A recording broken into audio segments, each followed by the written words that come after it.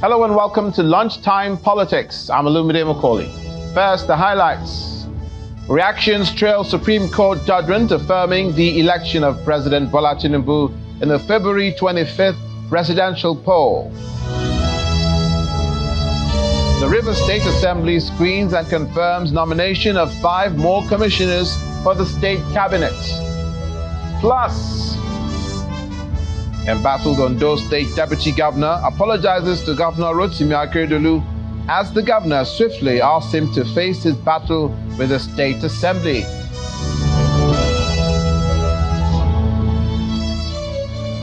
Thank you for joining us. After months of legal battle following the conclusion of the 2023 presidential election, the final verdict on the outcome of the poll is indeed out. The Supreme Court dismissed the appeals filed by the presidential candidates of the People's Democratic Party, Mr. Atiku Abubakar, and the Labour Party, Mr. Peter Obi, who challenged the victory of President Bola Tinubu in the February 25th presidential election. The 7-member panel, led by Justice John Okoro, unanimously dismissed the appeals after resolving all the issues raised by them in favor of the president. Our judiciary correspondent, Emanuela Ekele, has details. Security operatives take over the premises of the Supreme Court ahead of the presidential election petition judgment. The courtroom is quite busy as senior lawyers and top government dignitaries exchange pleasantries ahead of the day's proceedings. Just before the commencement of the judgment, the Apex Court approved the live broadcast of the proceedings. The 7-member panel, led by Justice John Okoro, arrives and takes the appeal of the presidential candidates of the PDP, Mr. Atiku Abubakar. Justice Okoro read the lead judgment, and he struck out the allegation by Mr. Abubakar that failure to promptly upload the polling unit results of the election to the IREV amounted to non-compliance with the provisions of the Electoral Act, which he believes should invalidate the election. Filed on the 18th of September. The court dismissed the argument, explaining that the IREV is not a result collation platform and could not have invalidated the election.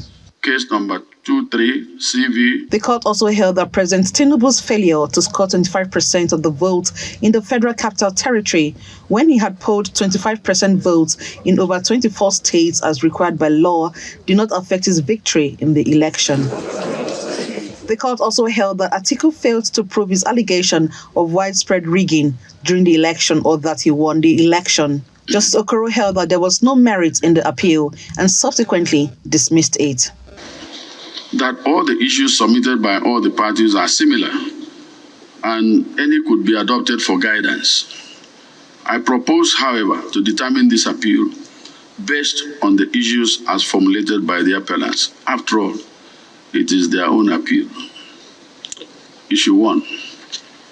The thrust of Issue 1 is whether the lower court was right in refusing to hold that the failure of the first respondent to electronically transmit results from polling units nationwide for the collation of results introduced by the Electoral Act 2022 and specified in the regulations and guidelines for the conduct of elections 2022 and manual for election officials 2023 does not amount to non-compliance, which substantially affected the outcome of the election.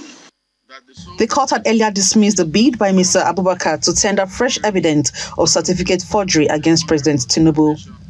The panel held that it lacked the jurisdiction to entertain such evidence that was not tendered before the presidential election petition court. Justice Okoro accused lawyers to Mr. Abubakar of being tardy in their attempts to obtain the evidence and tender it at the lower court. Next, the panel turned to the appeal of the Labour Party and its presidential candidate, Mr. Peter Obi. In a unanimous judgment, the 7-member panel of the court, led by Justice John Okoro, summarily dismissed the appeal, stating that the issues raised were substantially the same as Mr. Abubakar's appeal. According to the court, the only issue different in Mr. Obi's appeal is the allegation of double nomination of Vice President Kashim Shettima. The court relied on its earlier judgment and dismissed the appeal. The verdict is final. President Bola Tinubu has been declared President of the Federal Republic of Nigeria for the next 4 years by the Supreme Court, which affirmed the judgment of the Petition Court that delivered judgment on September 6th, 2023. This brings to an end about 7 months of legal battle between all the parties involved in the case. From the Supreme Court of Nigeria, Emanuela Ekele, Channels Television News. And in a swift reaction, the president hailed the Supreme Court verdict that upheld his election victory. President Bola Tinubu says the judgment has laid to rest the agitation trailing the outcome of the keenly contested poll. He gave his response when some leaders of the ruling APC and other government officials called at the villa to congratulate him on his victory. Our State House correspondent Lanre Lasisi reports. Expectant, patiently waiting, President Bola Tinubu followed the live broadcast of the Supreme Court's proceedings from his office at the Presidential Villa, Abuja. Aides, party members and members of his cabinet are present. After several hours, the Supreme Court delivered its verdict and excitement filled the president's office. The office then fills up as more people come in to congratulate the president. All issues too. All issues. You didn't get one issue. You didn't get one. Prayers are also offered. We pray, O Allah, that you will continue to give more wisdom to these judges. Reacting to the judgment, President Tinubu said the court should be commended for its commitment to the rule of law. The court has demonstrated indivisible commitment to rule of law and humanity, and their commitment to do justice for all Nigerians, regardless of ethnic, religious, or any other biases. He adds that the victory has strengthened his resolve to work. A victory of this nature is more work, and more hard work, more dedication. It just appeal to the sense of patriotism of Nigeria to have a change of mindset. Let us be positive about our country, be ready to contribute in all ways possible. Leaving the president's office, some of the visitors react to the judgment. It is not something unexpected. It's something that we have been waiting. We know ultimately what we heard today is what is going to be said. But the fact that it has come at these early hours, we have nothing to say but to say thank God to Nigeria, thank God to all the good people of Nigeria who prayed. As patriots, is for us to come together to build our nation. We are facing a lot of problems. We alone, the ruling party, cannot do it. We need everybody to come together. The highest court in the land spoke today, loud and clear, that mandate was freely given. That is what we want in this country. We want stability. We don't want destruction.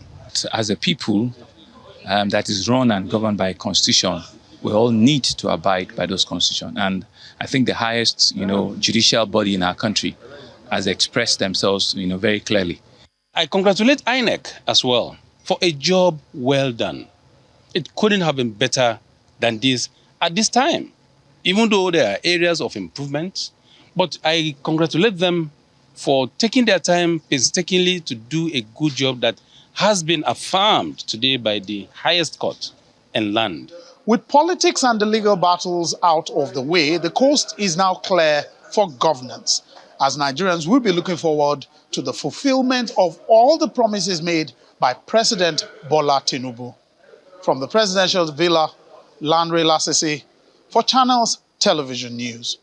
Also reacting to the judgment, the Julius Abure group of the Labour Party says his party has been marked by the ruling class for suppression. He disagreed with the judgment of the Supreme Court, claiming that the vilification agenda of the authority is to destroy the mission of the party of rescuing Nigeria. Now we're being joined by Mr. Ahmed Raji, a senior advocate of Nigeria, to hear his views on the issue. Good morning and good afternoon, I shall say, and welcome to the program. Good afternoon. Thank you.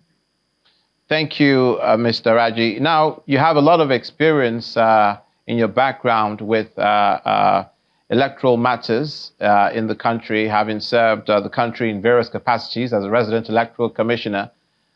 The Supreme Court pronouncement on President Atiku's, in that particular case, ineligibility, that it lacked merit. What was your assessment? Well, any case before the court, especially at the Supreme Court, is a review of what was done at the lower court. In which case, or in particular in this case, the Court of Appeal. Now, what eligibility are we talking about? What the court is saying is that if it is the allegation of forgery, the Supreme Court is saying, hey, this was not placed before the lower court. And under the Electoral Act, it is too late to bring that one forward, especially when the 180-day window limit has expired. So they are not talking anything strange. This has followed a whole lot of line of authorities since 2011, when this 180-day regime came in. Therefore, I cannot find any fault in their reasoning. It is very sound. And obviously, that puts them on the same page as the Presidential Election Court Tribunal. The pronouncement, apart from that, the claims that the appeal on qualification is non-compliance with the Electoral Act. What was your view? Yeah, all they are saying is that it was not brought in within time. They made it very clear that election petition stands as a class of its own. It is not civil, it is not criminal, it is not matrimonial, it is not fundamental human right. It's a special proceeding and you have to comply. And the law says everything you must file must come within 21 days. So no matter how cogent or how seemingly strong your allegation may be, if it is not brought in within 21 days, it's out. And furthermore, even where latitude is allowed to bring in anything, you have to do it within 180 days allowed by the trial tribunal. Once the trial tribunal or the lower court loses jurisdiction, there is nothing Supreme Court can do. And this has followed a host line of cases since 2011. PDP and INEC, which was decided in 2011 in respect of the matter coming from Borno, is there. It's in the law books. So I can't find any fault in that. Now, do you think that this 25% votes in the Federal Capital Territory has set a precedent for other cases in the future? Because President Bola Tinubu didn't win that, and therefore it was a bone of contention that he didn't win the election because that's what the Constitution provides for. Is this how now that 25% vote will be interpreted in other cases of elections for the FCT? Since the FCT is not a state, it's a Federal Capital Territory. Well, I think what the Supreme Court has done accords with good reasoning. There is what we call equality of votes.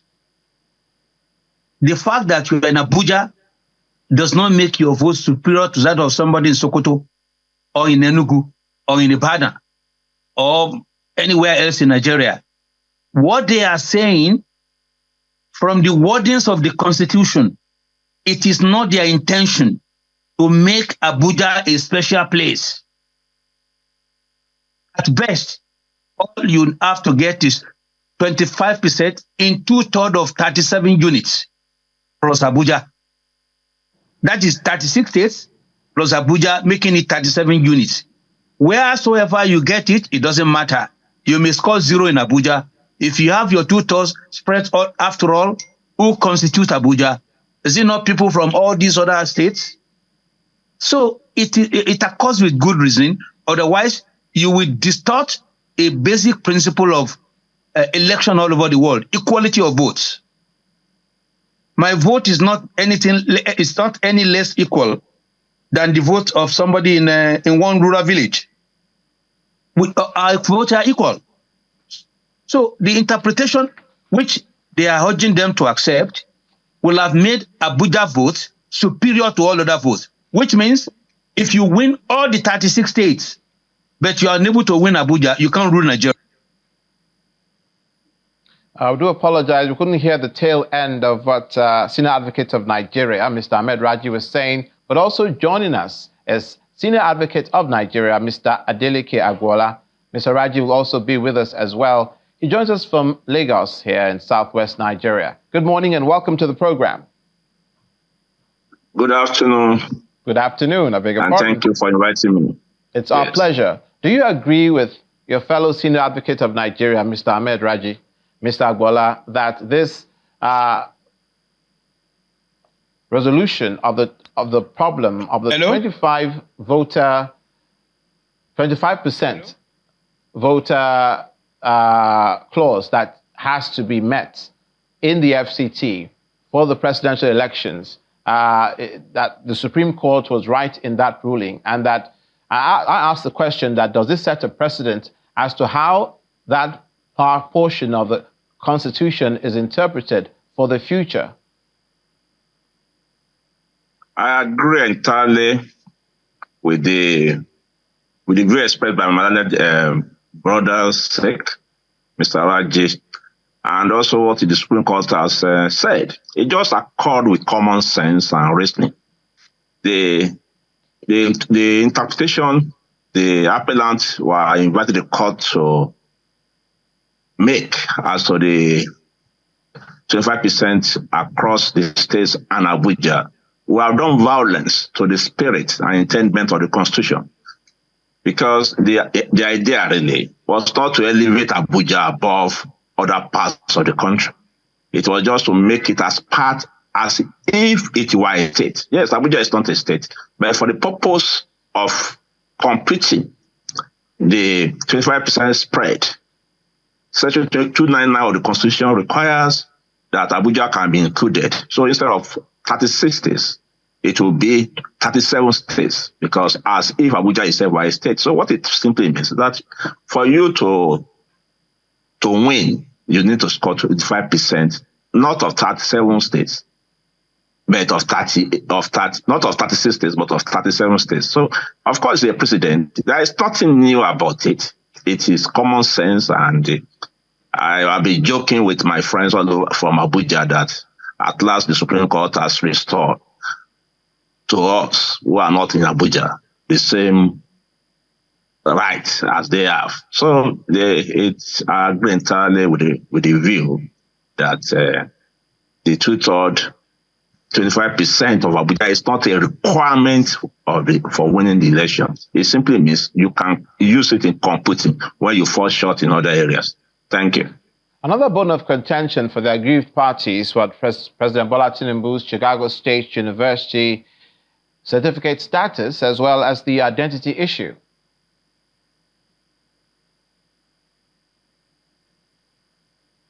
Yes. That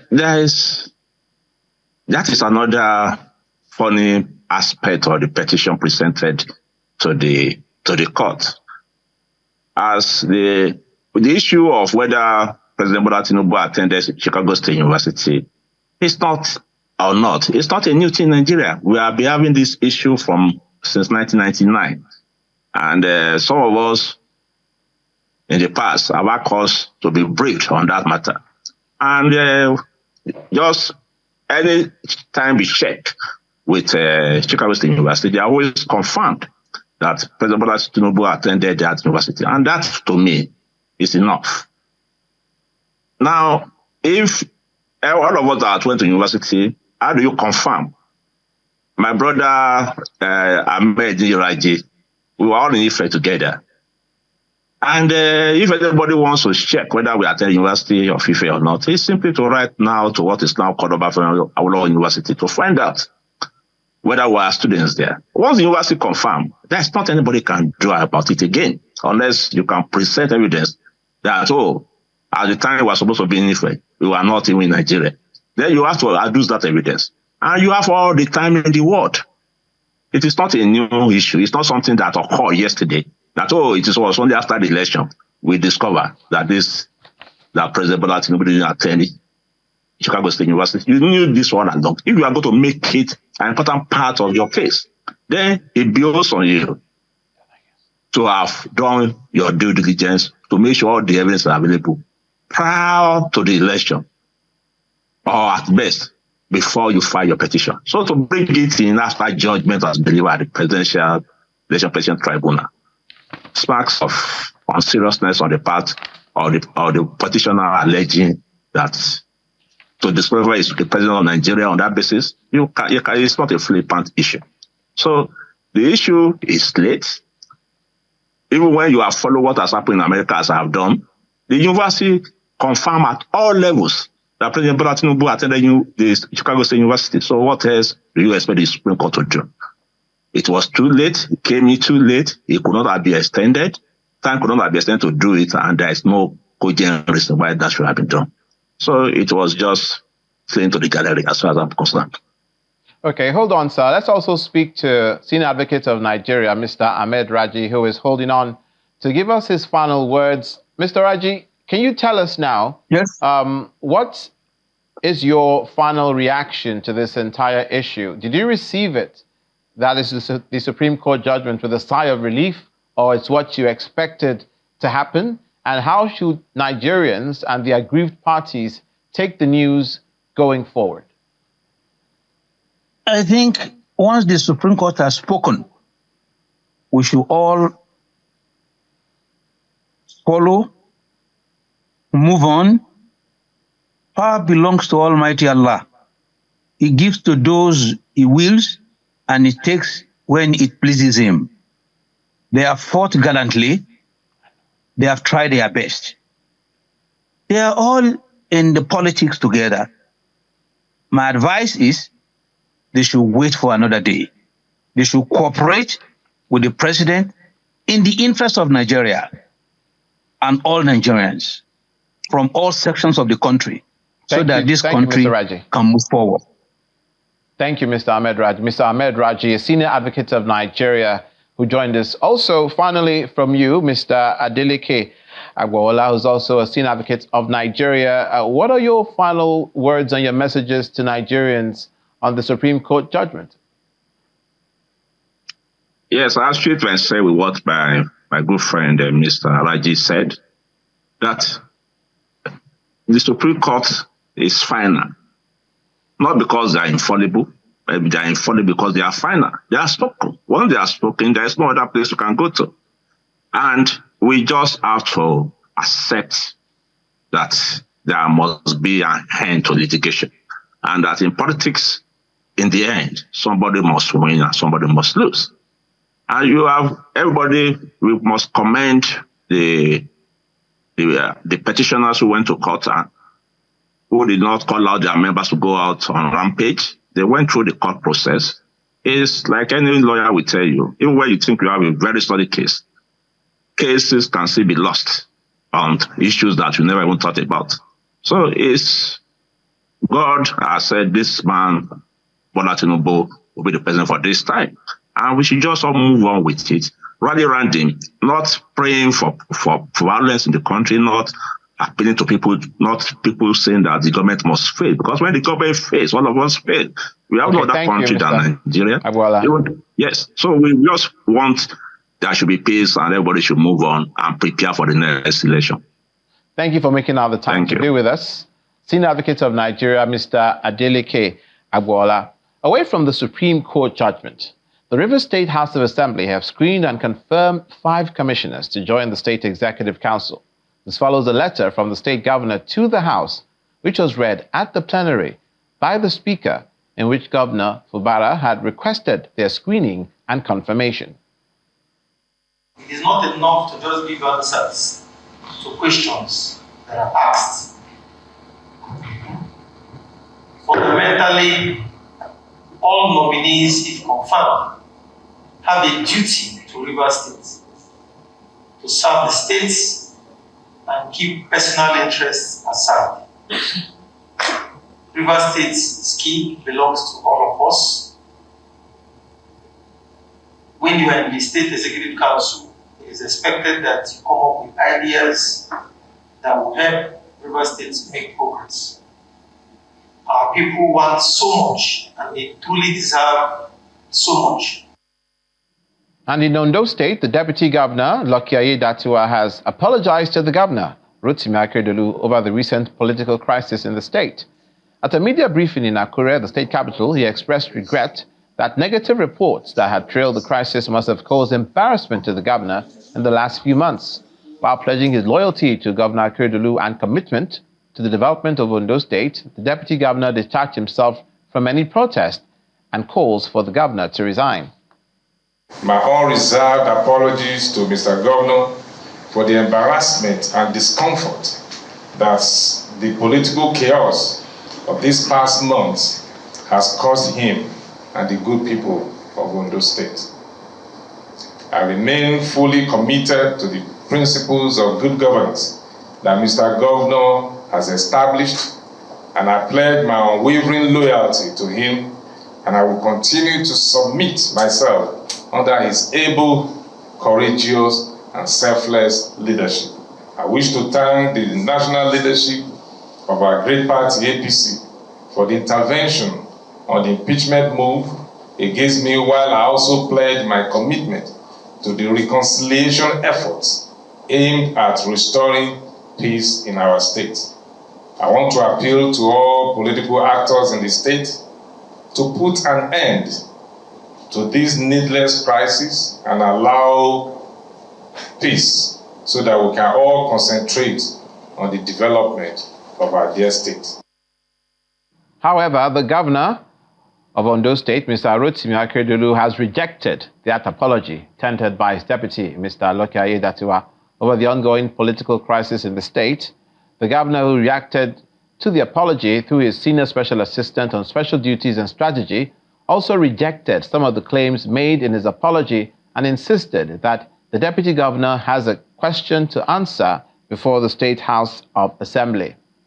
The Deputy Governor, who blamed the ongoing crisis on desperate politicians in the state, says he remains loyal to Governor Akeredolu and also denied sponsoring any protest against him.